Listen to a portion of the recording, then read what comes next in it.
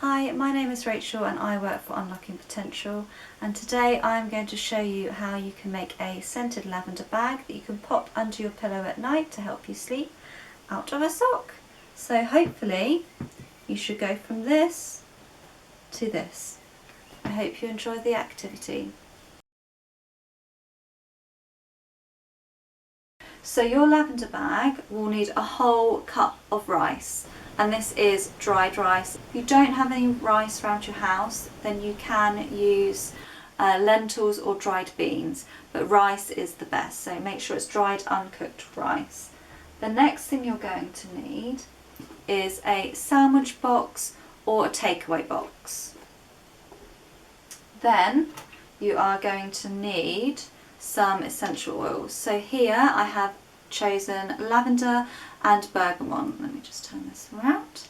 So I've chosen lavender because it's relaxing, it's helpful for stress and anxiety, and I've chosen bergamot so if you feel a little bit low, it's quite an uplifting scent. So these are the two best scents to use when you're doing your scented lavender bag. If you don't have these, there are other options that I'm going to quickly run through. You could use one of these, so if you have any scented sticks around your house that has oil in the bottom, you can use this. If you don't have any essential oils, then you can use perfume or body spray. One of the most important things is your sock, and I think the jazzier the sock the better. But the most crucial thing is that you have a sock that does not have a hole in, otherwise you're going to have rice going all over the show, and we don't need that. Finally, you are going to need some sewing needles and some thread. So the first things you're going to need is your plain rice and your sandwich box. So what you're going to do is you're going to pour in your rice, okay, into your sandwich box. You're going to want to spread it out so it's even, like this.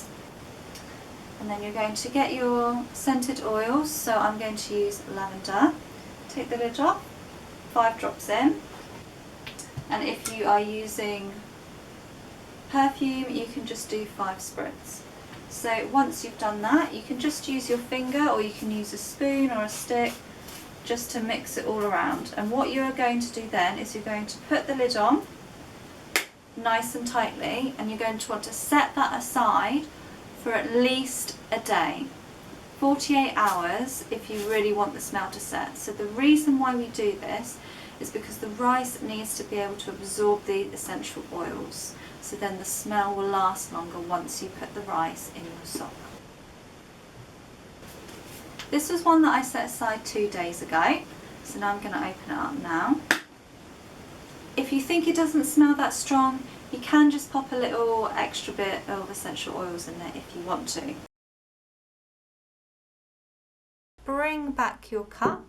You are going to take your spoon, which I have here, and you are going to very carefully spoon your rice back into your cup. So I'm going to set that aside. And then what you need to do is take a pair of scissors, and you want to cut your sock in half. You're going to want to cut it by the heel, by the way. Take it like this, and you're going to put it over the top of your cup, like so. You're going to hold it firmly, and you're going to turn it upside down. So once you've done that, you will have your sock.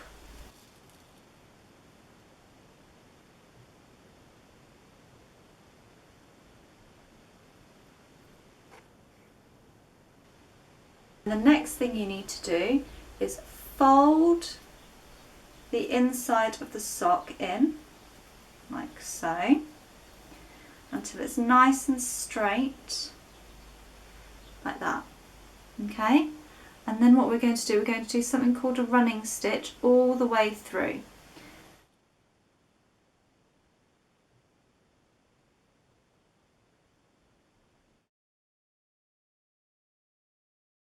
You are going to need to have your thread, and you are going to need to have your needle. Now I have already thread this needle off camera because it takes a little bit of time, so you may want to ask your parents for some support or some help. But as you can see here, what I have done is I have tied a knot in it twice, and I've doubled over. You can see here I've got 2 threads. I've doubled it over to make it extra strong because we want to hold in the rice.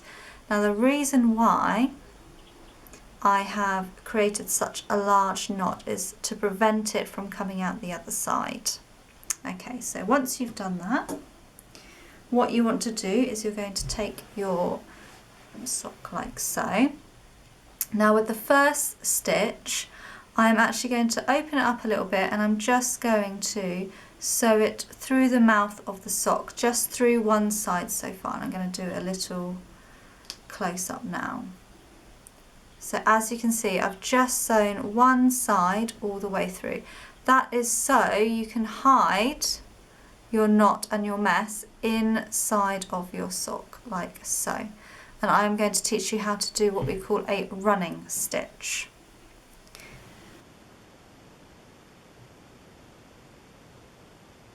You're going to start with your material both sides.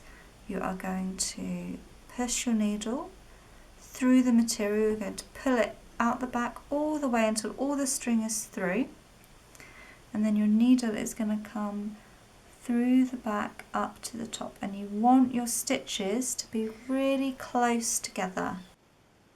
Once you've done your running stitch all the way through, if you have lots of thread left like me, just to make sure, you can go back over it again, but for the purpose of this film I'm not going to. So once you get to the end, we're going to do something a little different. You are going to loop over the top. So can you see here, I've created a loop, and this loop you're just going to pull tightly, and as you can see it actually goes over the top. You're going to want to do that again.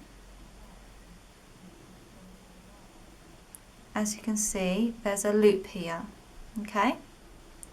And with that loop, I am going to thread my needle through the loop, so it creates almost this lasso effect, and this is how you create a knot towards the end of your sewing.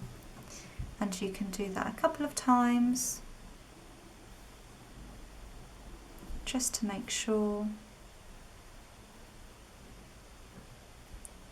Maybe just one through the middle for luck.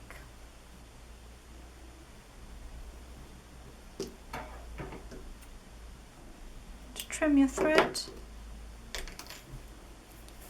And there you have it. You have your own very homemade lavender bag with whichever sock you could find. Thank you for listening. I hope that you all stay safe and take care, and bye for now.